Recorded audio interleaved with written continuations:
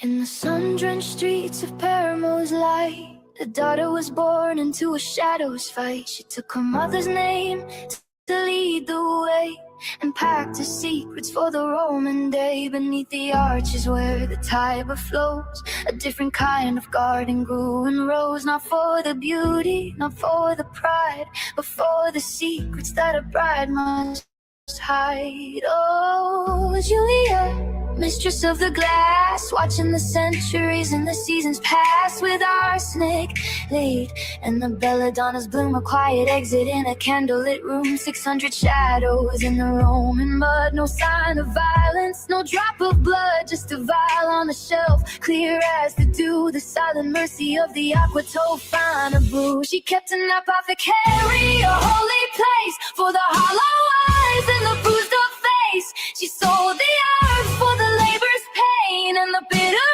roots for a heavy brain. But if a woman whispered of a darker fear, Julia would lean in close to hear. Take this cream for your vanity's sake, a few small drops are all it will take. But guilt is a poison that works from within, heavier than lead, darker than sin. A bowl of soup on a wooden stand, a trembling heart and a shaking hand. She knocked the liquid to the kitchen floor, and the great Tofana was a secret no more. The confession spilled like the poison's grace, and the law came knocking at the hiding place. The bells of Rome rang a heavy sound when they took the lady of the underground. They say she paid the price in '59 for every drop of that toxic wine. Her name is a ghost on a dusty jar, a silent warning from a time so far, of the woman who sold a lethal cream to end the nightmare of a broken dream. Aqua Tofana, clear and cold, a story of Rome that's never been told. Belladonna and a heart of stone, Giula Tofana sits on her throne. When daughter cards and seeking alone, a name is a ghost on a dusty jar, a silent warning from a time so far, of the woman who sold a lethal cream to end the nightmare of a broken dream.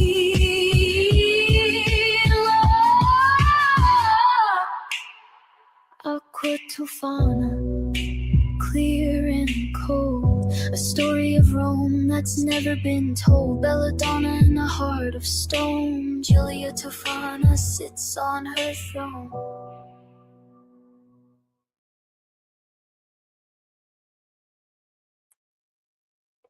Good morning, everybody. I hope you can hear me. Okay, I'm just being a little silly today. I hope everyone can hear me. Thank you for coming this morning. Today we are going to be talking about Giula Tofana and her role in Italian history, really, and across the world. So we're going to be time traveling back to the 1600s today, so it's really cool. Good morning, Mitchell. Thank you for coming. So happy to see you here. So before we get into Giula, let's go ahead and do a little bit of housekeeping. On Mondays, I stream at 10:30 in the morning, and I do a current crime that's going on. This Monday, I am going to be talking about Dr. Tepe. Wednesdays, I do a gangster, mobster, old-timey story, and this at 10:30, and I will be talking about Bugsy Seagal next Wednesday in honor of my dog, Mugsy, because he's named after Bugsy, but he's also was so small he fit into one of these when he was a baby. And then on next Friday, we are going all the way back to Canada to talk about a couple from British Columbia, Canada, Paul Bernardo and Carla Homolka. We'll never be able to say her last name, but that's okay. She's evil. If you have any case suggestions, a mobster you want to hear about, or a serial killer that just nobody ever talks about and you just want the deep dive into it, send me an email at tcmaylin@gmail.com or send me a DM on X at tcmaylin. You can also, if you're on Discord and you're in any of the servers I'm in, you can add me as a friend on Discord and message me there as well. I do not have my own Discord room as of yet. I'm kind of waiting to see where my channel goes before I start adding on new stuff. Let's see here. I do have a Cash App. Donations are never required, but very much appreciated. I do this because this is my passion. I really, really enjoy digging into the stories and finding out about them, especially the ones that people really don't hear much about, because there's huge news stories going on around the world. And so this one just kind of got buried. I love doing that. I love digging into the history of the gangsters. Bonnie and Clyde are my favorite gangsters. I have family from Chicago, ties there. So, and my great grandfather was one of the top bootleggers in Ohio. So, so those really, really just get, really stir my juices. And then serial killers, I just find them fascinating. Just the mentality of it all. And so on Fridays I have a lot of fun with that. Also during the week I stream with Angie from Welcome to Angie's World, Monday through Thursday, sometimes Fridays, and we do trial watching together. Today we are watching the second trial of Lori Vallows in Arizona, where she conspired to help unalive her nephew-in-law, but thank goodness he survived that. And then tonight at 8:00, Angie and I will be on her channel, Welcome to Angie's World. Her link is in the chat and in the description as well. We'll be talking and we have a special guest tonight, which is totally cool. So you guys have to swing by. And then tonight at 10:00, I go onto Miss Scarlett's channel. I don't have her link in there yet. Let me throw her link into the chat as well. At 10:00 tonight, we will be doing little funny skits and, together with several creators and just having a good time from starting at 10 tonight. And last night I was interviewed, Angie and I were interviewed by Sparkly Rabbit. And if you have never seen Sparkly Rabbit's shows, check out last night's show. Her chat really, really asked some great questions. And I really had to dig in deep to really think about the answers. And so that, it's always a fun time. She loves to dance. So she's got this great vibe. So check out this show. This is me and Angie on Sparkly Rabbit show last night. Make sure you give her a like and a sub as well. Yep. Okay. And I think that is all the housekeeping for today. Great, exciting things coming. Oh, yeah. I will be calling the Tip City County court office today to see if I can get the date of Caleb's trial and to see if there's some way I can stream it. If not, if I can at least be a live tweet in the courtroom, worst case scenario. So we'll be doing that. I do apologize. One moment before my dog starts barking. I gotta let her out of the room.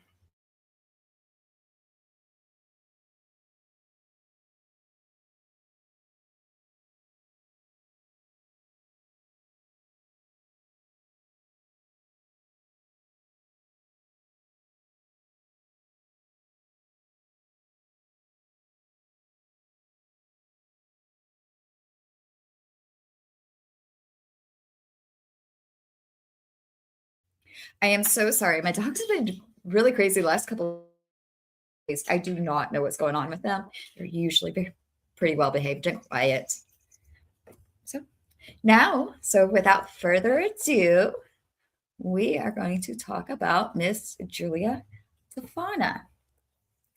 Now, the details of her birth are actually unknown, but it is believed she was born somewhere in the early 1600s. There's rumors she was born in 1620. Not sure how, there rumors. And of course, there is, this is from the 1600s, so there are very little details about her actual life. She had been married and widowed at least twice, are the rumors. She moved around a lot. It is believed that she was born in Palermo, Italy. And the historians believe that she actually took on the last name Tofana. That was her mother's first name. And back then, that was actually very common, especially if you were born a bastard. And I mean bastard in the sense that you were born without you were an illegitimate child. Your father didn't claim you. It was very common practice for bastards to take their mother's first name and make it their last names. So this has led the historians to believe she was the daughter of another Palermo prisoner, Tofana di Adamo, is who they believe is her mother. Now, how ironic that her mother was in prison for poisoning her husband with arsenic. Abusive husband with arsenic. Keep that thought in your mind as we go through Giula. Now, so she had moved around. There's a lot, and then finally she settled down in Rome with her husband, and then he passed away. Once she settled down in Rome, over 600 men just started mysteriously passing away. And they came from all walks of life, from the beggar on the street corner to dukes. Now, so she made this face cream, and the face cream mixture was arsenic, belladonna, and lead. And she would sell this as a face cream to women. And then the women abused women, and the women would take this mixture home. It was marketed as a face cream. Husbands didn't question it. Wives cooked their husband's dinner, fix their husband an evening whiskey, just a couple little drops, and all their troubles would go away. Oh, don't worry about it. I was late too.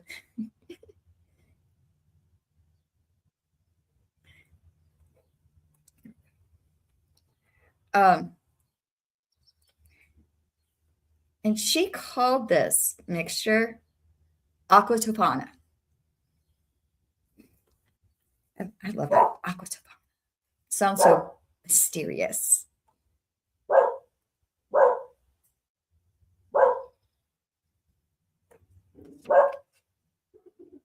Now, so here's the thing. People say, why not just get a divorce? Well, in today's day and age, I say, why don't we just get a divorce? Because divorces are easy for women to get today. But back then, divorces were so difficult to get that only rich men could get them. They were extremely expensive. You had to be the man. You had to be a man. Women couldn't do it. We couldn't make up our own minds back then because we were just property, pretty property. We were a business transaction that helped elevate our husband or our fathers in our marriage. They were, women were property to their fathers, to their brothers if their fathers passed away and they were unmarried, to guardians, to their husbands. They literally had no say in anything in their lives. They had to do what they were told to do, what to wear, who to marry, how to act, what to say, when they were getting married, how many kids they were going to have. They had no choice. And so, because of this, many women found themselves in abusive relationships that they just couldn't get out of. They couldn't leave. Today, it's hard enough to leave a domestic violence situation. Back then, it was impossible. So in the dark alleys, the abused women, when they would get, out, be able to get out for a little bit, they would find these dark alleys and congregate. And, it was in these dark alleys that sat an apothecary. In that apothecary sat a small circle of women, poisoners. And women would go there. They would hang out and talk about their daily lives, just chilling about childbirth, rumors, anything that bother them.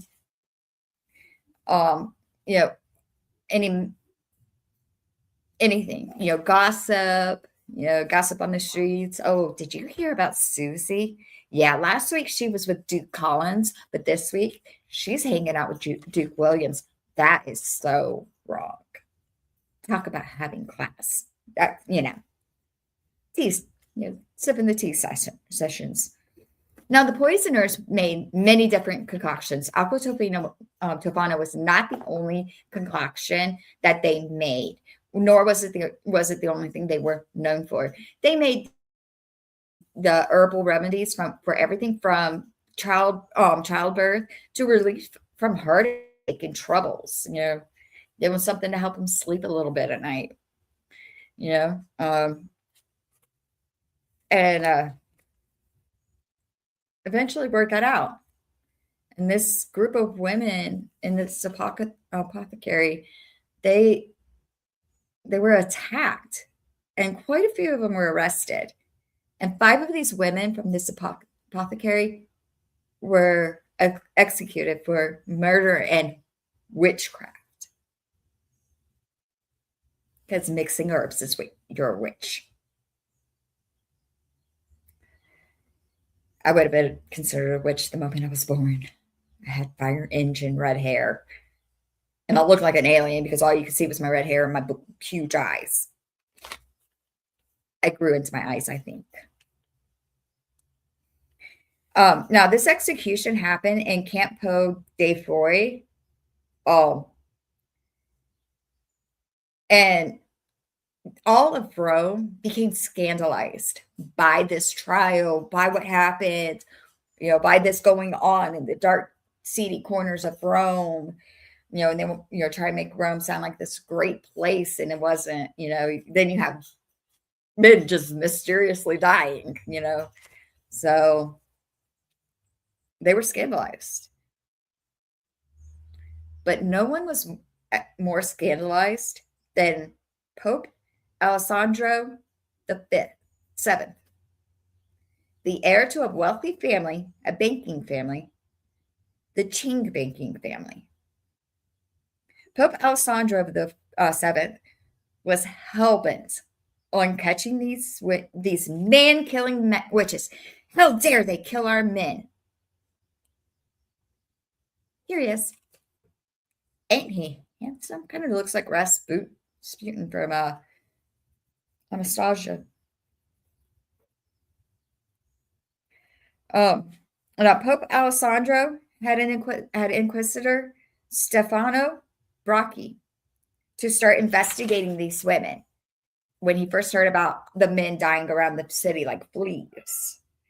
Now Bracchi, he set up a network of spies and informants all over the seedy areas of the city to stalk these women, to find them, to find out where they were going, where they were shopping, what they were doing. Because, it was the women's cause of the men dying, but, and these spies and informants, they hung out in the alleys, the brothels, the taverns, and churches and stores, to find these group of witches killing all the men. And the men were not feeling safe. They didn't know if they were going to be the next one to die. And they were scared about it. but it didn't change the way they were treating their women. Now, many of the women that hung out with Giulia were outcasts. They were widows. They were shunned. They were poor. They got a reputation because a guy got mad or whatever. And they came from all sorts of all walks of life, like scryers and abortionists and widows and midwives and sorcerers, and also Giula Lama. Giula Lama is believed to be Giulia's daughter.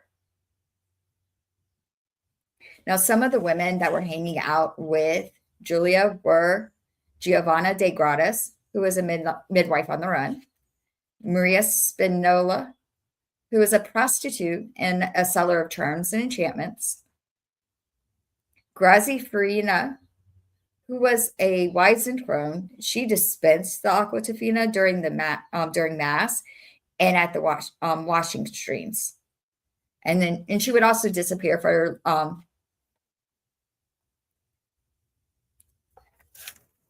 this is Pope Alessandro VII.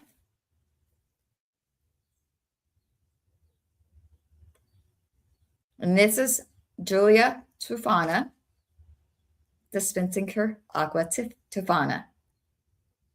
And thank you for coming.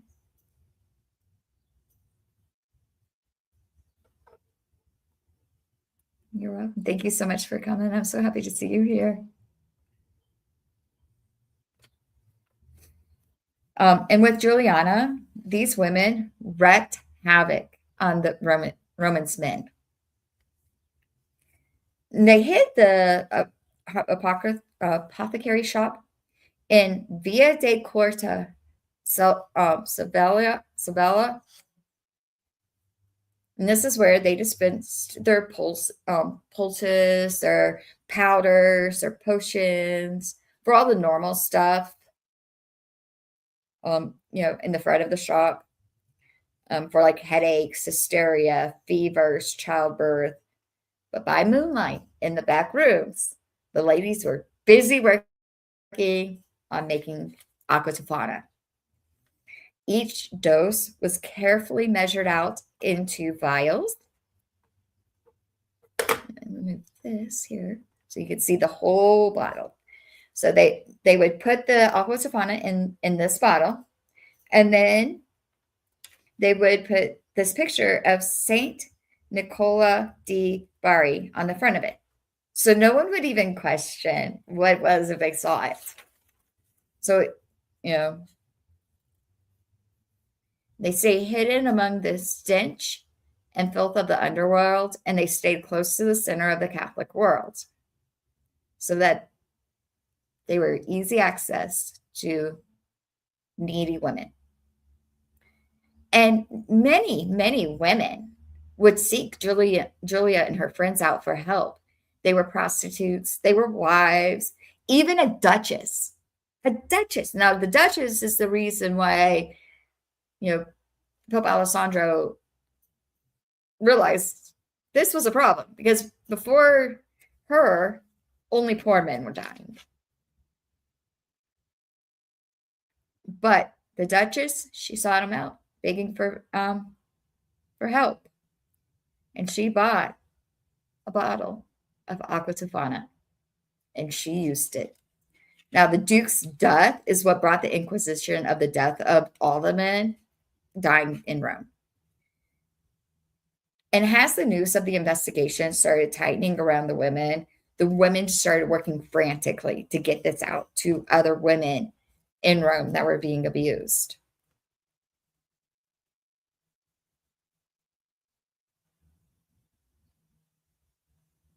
Now, Giula Tofana, her daughter, and her friends, their fate was sealed but in 1650 by consciousness of guilt. So what happened was an abused woman went to Giulia and the girls went to the apothecary, bought a bottle of the Aqua Tofana that night. She made her husband his favorite soup with a little something extra added in. And then she gave it to him when he came home from work. But then when he went to eat it, she just couldn't. And she knocked the bowl out, bowl and spoon out of his hand. And so, she wouldn't even let him take a bite of it. Of course, that was unusual. So he beat her to get the answer. Why? Why would you do that? And she confessed to him. So he beat her even more, because it's the right thing to do. Then he took her to the authorities and turned her in, where she got beat and abused and tortured even more until she confessed fully about what she had done, where she had gotten it, who she got it from.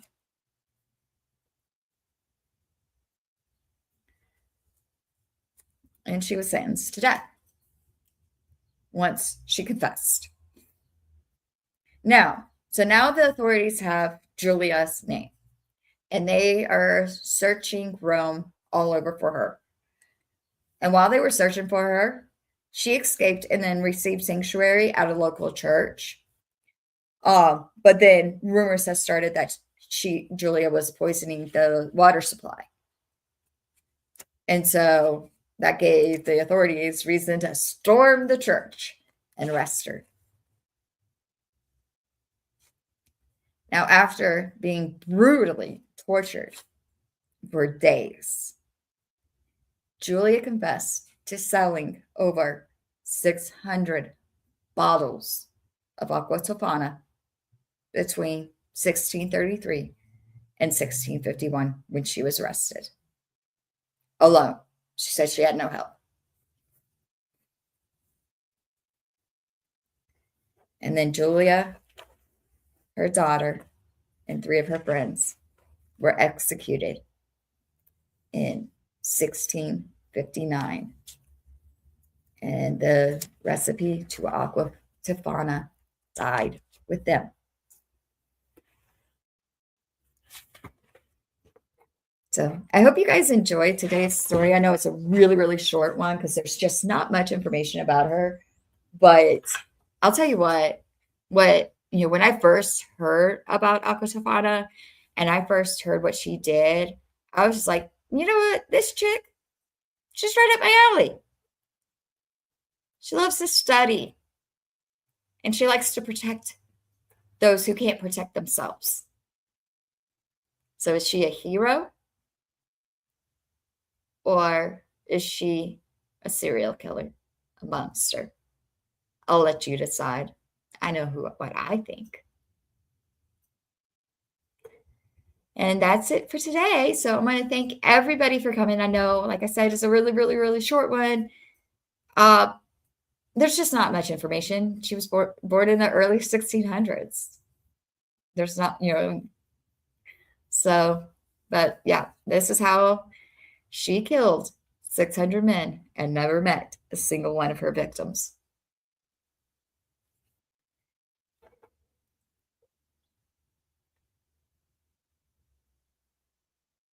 Oh, you're very welcome. Thank you for coming and listening. Like I said, she's one of my favorite serial killers because really, is she? Yeah, she killed him, but if they had other options. Thank you. Yes, I love learning something new every day. That's my goal in life. So, yeah, crazy, but very, very interesting. So yeah, again, I want to thank everybody for coming today to our little Seriously Friday history lesson. I love them. Next week, we're going back up to Canada for Paul and Carla, right? Yeah, Paul and Carla. I can never remember the girl's name, so I have to keep checking my calendar. I hope to see you guys then. I'm going to be jumping off. Angie and I are going to be starting soon. Give me about 20 minutes, and we'll be on streaming again.